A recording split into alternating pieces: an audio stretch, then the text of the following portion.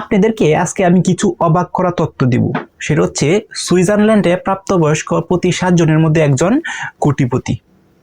তো চিন্তা করে দেখেন, প্রতি 7 জনে পার 7 জনের মধ্যে একজন কোটিপতি। এখন ওদের যে ইনকাম সোর্স, এদের ইনকাম সোর্স কি বা ওদের লাইফস্টাইলটা কি, একটু কথাবার্তা বলি। সো ফার্স্ট অফ অল যদি ওদের যে ইনকাম সোর্সটা বলি, ইনকাম সোর্সটা হচ্ছে এরা যে পেশায় নিয়োজিত থাকুক না কেন, হোয়াট এভার যে পেশায় নিয়োজিত থাকুক না কেন, ওদের একটা কি বলে সেটাকে, একটা নিয়ম আছে। সেটা হচ্ছে যে টাকা স্যালারি পায় তার সে 20 to 30% যে টাকা থাকে সেগুলো সঞ্চয়, একদম টোটালি সঞ্চয় হিসাবে রেখে দেয়। অর্থাৎ আমরা কি করি, প্রথম স্যালারি পাওয়ার পর ইউটিলিটিস বিল আছে, বিদ্যুৎ বিল আছে, বাসা ভাড়া আছে, হোয়াট এভার এই যে বিষয়গুলো আছে এইগুলো কিন্তু আমরা আগে প্রদান করি। সো সুইজারল্যান্ডে ওরা কি করে, ওরা এই যে সঞ্চয়ে যে টাকা আছে 20 to 30% টাকা ইন টোটাল স্যালারির, ওরা ওই টাকাটা এরকম ইউটিলিটিস বিলের অথবা গুরুত্বপূর্ণ সহকারে সঞ্চয় করে দেয় ফার্স্ট অফ অল। দ্বিতীয় যে ইনফরমেশনটা আমি আপনাকে বলবো সেটা হচ্ছে সুইজারল্যান্ডে কেউই কিন্তু চায় না একটা বাসা করতো।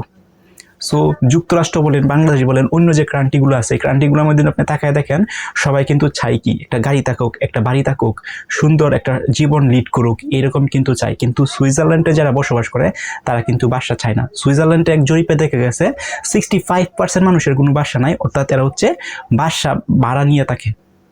কেন বাসা ভাড়া নিয়ে থাকে? তারা ওদের চিন্তা হলো এটা যে একটা বাসা দুই আমি ভালোভাবে তৈরি করি বা একটা বিল্ডিং বা একটা ভবন দুই আমি তৈরি করি, তাহলে অনেক একটা হিউজ অফ অ্যামাউন্ট চলে যাবে। এই অ্যামাউন্টটা ওরা সঞ্চয় হিসাবে রাখে বা অন্য যে বিষয় আছে সেখানে এরা প্রফিট করার জন্য ওরা কাজে লাগায়। ওরা বাসাটা করে না, ওরা হচ্ছে ভাড়া বাসায় থাকে। আর মানে মাত্র হচ্ছে 47% অর্থাৎ 47% মানুষের ওইখানে বাসা আছে।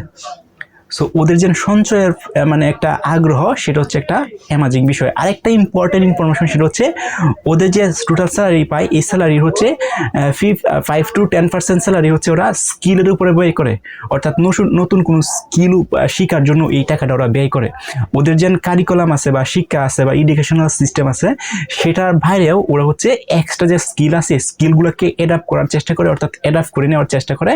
ওরা হচ্ছে এরকম একটা টাকা ওরা শুধুমাত্র স্কিলের উপরে ব্যয় করে।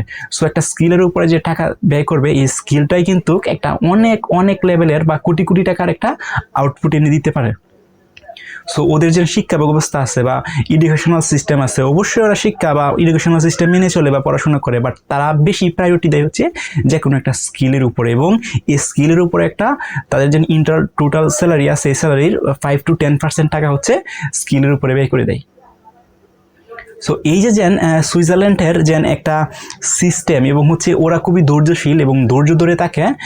কোনো ওরা চায় না হঠাৎ করে বড়লোক হয়ে যেত বা হুটহাট করে ওদের কাছে অনেক টাকা চলে আসতো, হুটহাট করে ওদের কোটিপতি হয়ে যেত। ওরা চায় ধীরে ধীরে একদম কনসিস্টেন্টলি ওরা সামনের দিকে এগিয়ে যেত এবং টাকা সঞ্চয় করতো। এবং হচ্ছে ওরা একটা বিশ্বাসী, সেটা হচ্ছে লং টাইম পরিশ্রম করে যেটা অর্জন করা হয় সেটা হচ্ছে ওদের কাছে স্থায়ী মনে হয়।